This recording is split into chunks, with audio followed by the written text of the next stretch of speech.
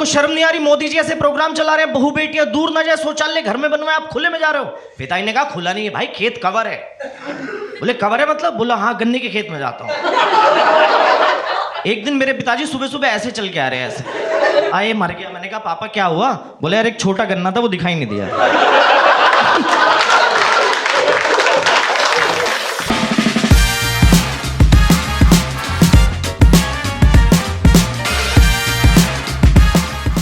जैसा कि उन्होंने बताया कि मेरा नाम विभोर चौधरी है, मैं मुजफ्फरनगर से हूं और ऊपर से जाट हूं। हालांकि चंडीगढ़ वालों के लिए शॉकिंग है कि यार ऐसा भी जाट होता है क्या? जाट तो वही है ना, अट्टा कट्टा छह बिटा होना चाहिए। आपकी जानकारी के लिए बता दूं, जाटों के बच्चों में भी कुपोषण हो जाता है। मैं उसी कुपोषण का शिकार हूं। हम क्या चौधरी हैं तो चौधरी अपनी बात हमेशा ऊंची रखते हैं। मेरे पिताजी के दो दोस्त घर आए, एक ने कहा मेरा 5 लाख का टॉयलेट है। बोले अच्छा। दूसरे ने कहा मेरा 10 लाख का है। पिताजी ने कहा यार बात चौधराहट वाली करनी, ऊंची करनी। पिताजी ने कहा मेरा 50 लाख का है। बोले जी 50 लाख का? बोला हाँ, खेत में जाता हूं।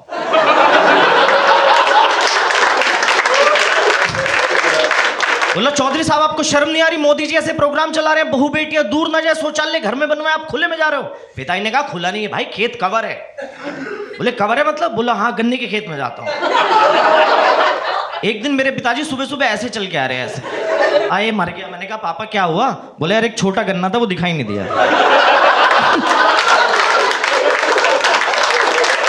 नहीं, 3 पट्टियों बाद वो सही है, 3। अब दिक्कत नहीं होती। अच्छा, मुजफ्फरनगर क्या है, छोटा शहर है। तो मैं जब 2012 में पहली बार गुड़गांव नौकरी करने गया तो लोग मुझसे पूछते थे तू कहां से है? मैं बताता मैं मुजफ्फरनगर से हूं। बोले मुजफ्फरनगर कोई शहर ही नहीं है, तू मुजफ्फरपुर से है और तू बिहारी है। मैंने कहा नहीं ऐसा नहीं, मुजफ्फरनगर शहर है। वो मानते ही नहीं थे कि मुजफ्फरनगर कोई शहर नहीं है, तू मुजफ्फरपुर से, तू बिहारी है। इस चक्कर में 2013 में अपने यहाँ दंगे करवाने पड़े। उसके बाद उम्र में जो बड़े थे वो भी भैया कह के बात करने लगे। हाँ, और चंडीगढ़ में आप सब लोग जॉइंट फैमिली में रहते होंगे, मैं जॉइंट फैमिली में पला बड़ा हूँ। तो छोटे शहर में और गांव में पता क्या फर्क होता है? बड़े शहरों में और गांव में एक छोटा सा डिफरेंस है कि शहरों में होती है घरेलू हिंसा, डोमेस्टिक वायलेंस, और गांव में होता है घरेलू दंगा। घरेलू दंगा वो है गलती एक बच्चा करे पूरा परिवार पिटता है। एक दिन मेरे पापा छोटे भाई को पीट रहे थे, पीछे से मैं झांक पड़ा, कहते हुए इधर आ, तू भी पीटेगा? मैंने कहा पापा मैंने तो कोई गलती नहीं करी। कहते आज से 1.5 महीना पहले करी थी, इसलिए पीटेगा।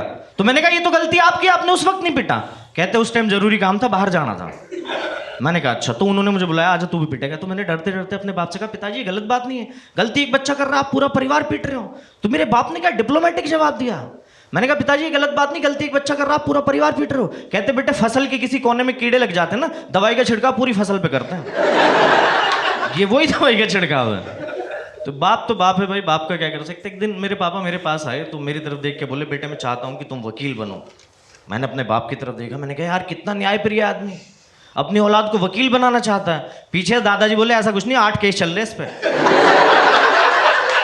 तेरे से फ्री में लड़वाना चाहता है। अच्छा, मैं वकील इसलिए नहीं बना कि अगर मैं वकील बन गया और गलती से अपने बाप का केस हार गया, सारी उम्र मेरी माँ को ताने मारेगा, तेरी गंदी औलाद की वजह से जेल होगी मुझे।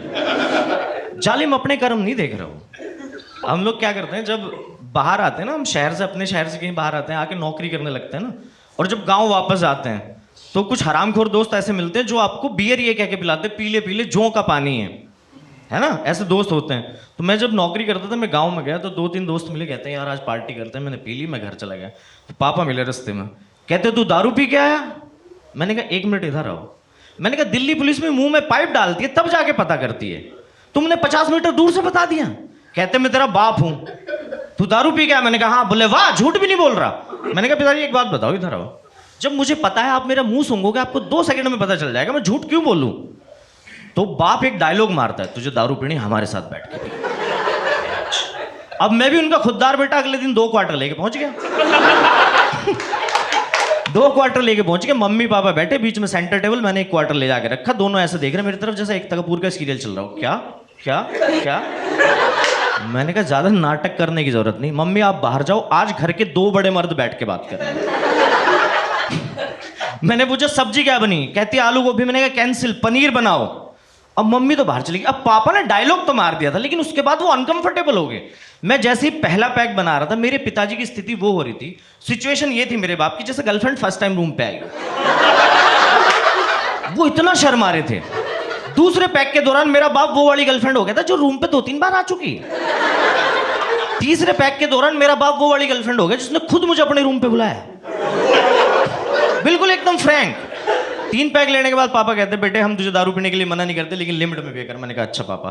पापा जैसे ही बाहर गए मैंने दूसरा क्वार्टर निकाला, मैं पैक बना ही रहा, इतने बाहर आ गए, अरे यार अभी मना करके गया तू फिर पी रहा। मैंने कहा सॉरी पापा। बोले सॉरी कुछ नहीं, छोटा सा मेरा बड़ा।